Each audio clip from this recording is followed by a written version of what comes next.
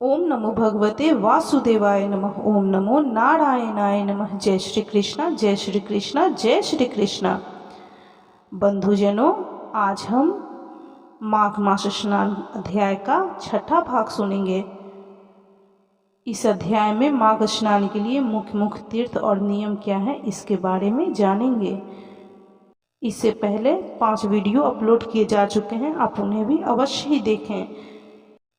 तो चलिए कथा प्रारंभ करते हैं। बोलिए जय श्री कृष्णा, जय श्री कृष्णा, जय श्री कृष्णा।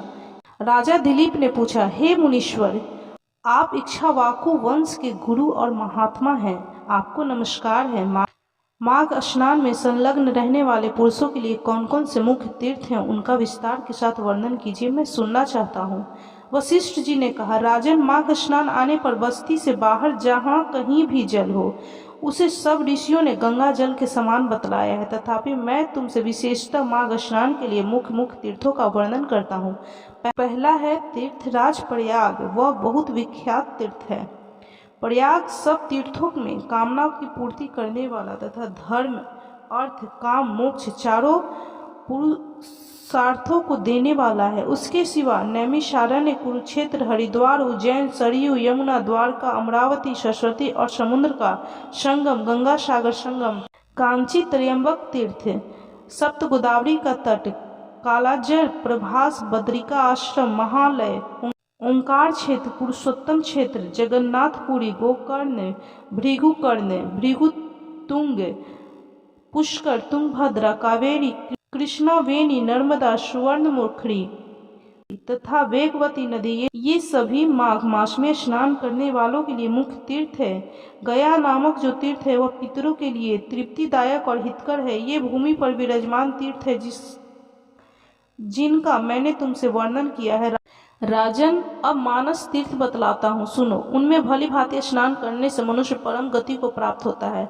सत्य तीर्थ, क्षमा तीर्थ, इंद्रिय निग्रह तीर्थ, सर्वभूत दया तीर्थ, आजर्व तीर्थ, दान तीर्थ, दम तीर्थ, संतोष तीर्थ, ब्रह्मचारी तीर्थ, नियम तीर्थ, मंत्र जप तीर्थ, प्रिय भाषण तीर्थ, ज्ञान तीर्थ, धैर्य तीर्थ, अहिंसा तीर्थ, आत्म तीर्थ, ध्यान तीर्थ और शिव स्मरण तीर्थ, ये सभी मानस तीर्थ हैं। मन की शुद्धि सब तीर्थों से उत्तम तीर्थ है। शरीर से जल में डुबकी लगा लेना ही स्नान नहीं कहलाता है। जिसने मन और इंद्रियों के संयम में स्नान किया है, वास्तव में उसी का स्नान सफल है, क्योंकि वह पवित्र स्नेह युक्त चित्त वाला माना गया है। जो लोभी, जुगलखोर, क्रूर, दंभी और विषय लोलुप है, वह संपूर्ण तीर्थों में स्नान करके भी पापी और मलिन ही बना रहता है। केवल शरीर की मैल छुड़ाने से मनुष्य निर्मल नहीं होता है। मन की मैल धुलने पर ही वह अत्यंत निर्मल होता है। जलचर जीव जल में ही जन्म लेते हैं और उसी में मर जाते हैं, किंतु इससे वे स्वर्ग में नहीं जाते, क्योंकि उनके मन की मैल नहीं धुली रहती।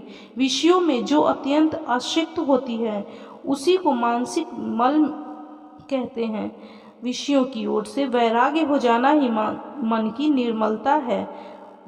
दान, यज्ञ, तपस्या बाहर की शुद्धि, भीतर की शुद्धि और शास्त्र ज्ञान भी तीर्थ ही है। अतः यदि अंतःकरण का भाव निर्मल हो तो ये सब के सब तीर्थ ही हैं। जिसने इंद्रियों के समुदाय को काबू में कर लिया है, वह मनुष्य जहाँ जहाँ निवास करता है, वहीं वहीं उसके लिए कुरुक्षेत्र, नैमिषारण्य और पुष्कर आदि तीर्थ प्रस्तुत हैं। जो ज्ञान से पवित्र, ध्यान रूपी जल से परिपूर्ण और राग द्वेष रूपी मल को धो देने वाला है, ऐसे मानसिक तीर्थ में जो स्नान करता है वह परम गति को प्राप्त होता है।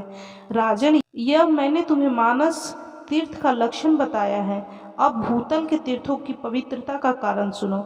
जैसे शरीर के कुछ भाग परम पवित्र माने गए हैं, उसी प्रकार पृथ्वी के भी कुछ स्नान अत्यंत पुण्यमान माने जाते हैं। भूमि के अद्भुत प्रभाव, जल की शक्ति और मुनियों के अनुग्रह पूर्वक निवास से तीर्थों को पवित्र बतलाया गया है। इसलिए भौम और मानस सभी तीर्थों में जो नित्य स्नान करता है वह परम गति को प्राप्त होता है।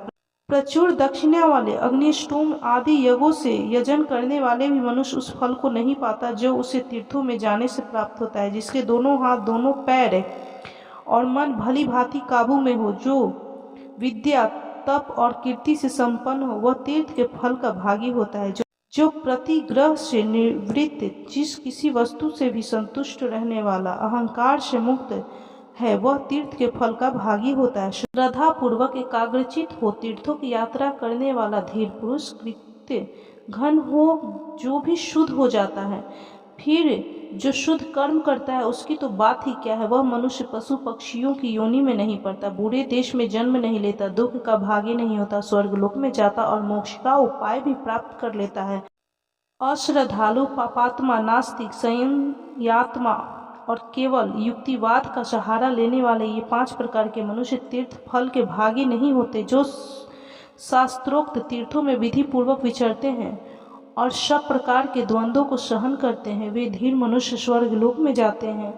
तीर्थ में अधर्य और आवाहन बिना ही श्राद्ध करना चाहिए। वह श्राद्ध के योग्य काल हो या ना हो, तीर्थ में बिना विलंब किए श्राद्ध और तर्पण करना उचित है। उसमें विघ्न नहीं डालना चाहिए। अन्य कार्य के प्रसंग से भी तीर्थ में पहुंच जाने पर स्नान करना चाहिए। ऐसा करने से तीर्थ यात्रा का नहीं परंतु तीर्थ स्नान का फल अवश्य प्राप्त होता है। तीर्थ में नहाने से पापी मनुष्यों के पाप की शांति होती है।